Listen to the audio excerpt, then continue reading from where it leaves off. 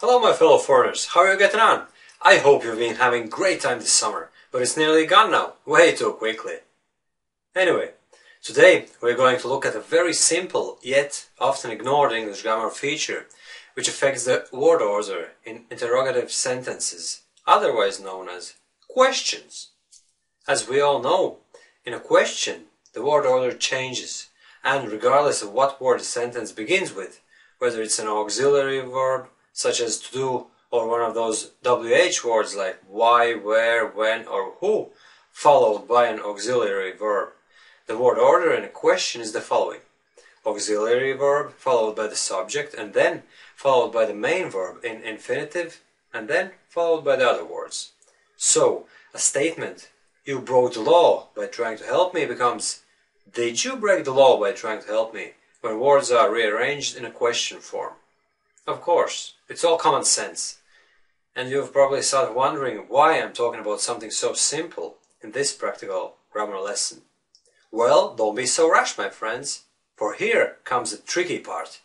As you may have noticed, one mistake made by many foreign English speakers, probably including you, is that when you ask a question, you forget to change the main verb to its infinitive form.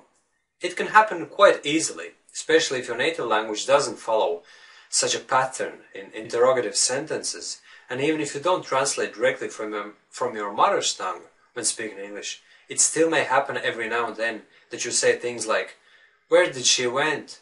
or "Why did you forgot to do it?" while you should have said, "Where did she go?" and "Why did you forget to do it?" instead. Most likely it's quite a rare occurrence, but still it's very annoying when it happens. And you know what?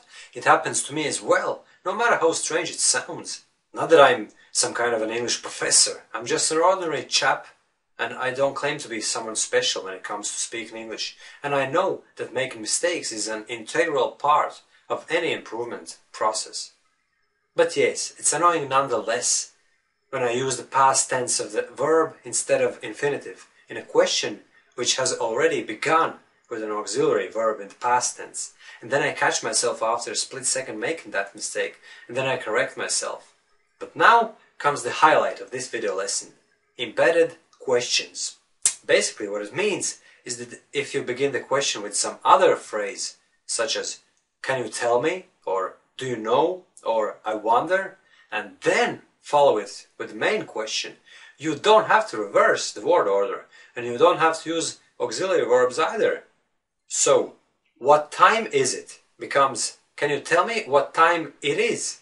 And "Why did you go home early yesterday?" becomes, "Can you tell me why you went home early yesterday?" I think it's a cool English language feature, allowing foreign English speakers to use past tense verb form in questions if that's what you're more comfortable with, and you constantly keep forgetting that if you begin a standard question with an auxiliary verb in past tense, the main verb changes to infinitive. This feature is relevant to spoken English in particular, because it's quite normal to begin any question in a conversation with some other words, not just using the formal way of asking questions when you start by using the auxiliary verb or a WH word such as why, when, where, and so on. And if you come to think of it, it would be actually weird if you only ever used standard question syntax in real-life English conversations. You don't normally ask a straightforward question without indicating why you're asking it, or without saying some sort of a polite phrase before the question. For instance, you wouldn't ask your work colleague just out of the blue, "What time did we go home yesterday?" You'd most likely begin the question with something like, "Sorry Mark, can you tell me please?" and then follow it up with the question. The whole sentence, therefore, would sound, "Sorry Mark, can you tell me please what time we went home yesterday?" So you don't have to use the auxiliary verb to do when forming such questions. As I previously said, this embedded question structure is very handy when questions about the past are asked, and you can leave the main verb in its past form in the question. But regardless of what tense is used, the same word order in embedded questions is followed, so you can make it your habit to begin casual questions with a phrase such as, "I wonder," "Can you tell me?" "Does anyone know?" "I just wanted to ask you," "I don't know," and then omit the auxiliary verb that you would normally begin the question with and use a normal word order in the sentence. And now I'm going to give you a couple more examples. Does anyone know what time the train leaves? Instead of, does anyone know what time does the train leave? I wonder what time you arrived home last night. Instead of, I wonder what time did you arrive home last night? I really don't know why it happened. Instead of, I really don't know why did it happen. Can you tell me why Sharon is so angry today? Instead of, can you tell me why is Sharon so angry today? I just wanted to ask you what time we're taking a break today. Instead of, I just wanted to ask you what time are we taking a break today. As you noticed, the last examples weren't about omitting an auxiliary verb, because in sentences such as why is Sharon so angry, there's none. In this case, it's all about the word order, which changes to normal when a question becomes embedded in a longer sentence.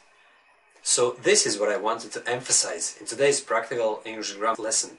In real English conversations, questions are normally embedded, which means they're preceded by another phrase or sentence. And in this case, you don't have to change the word order like if the question was on its own. The reason why you might want to use the reverse word order in an embedded question is because you've been taught that questions beginning with WH words such as why, where, when would have a reverse word order, and it automatically triggers the standard question syntax. So this is a piece of advice that might just help you speak a little bit more confidently. Okay, this is it for today's video lesson. If you have any questions, post them in the comments below this video, and I'll be happy to help you out. Thanks for watching, and see you soon again!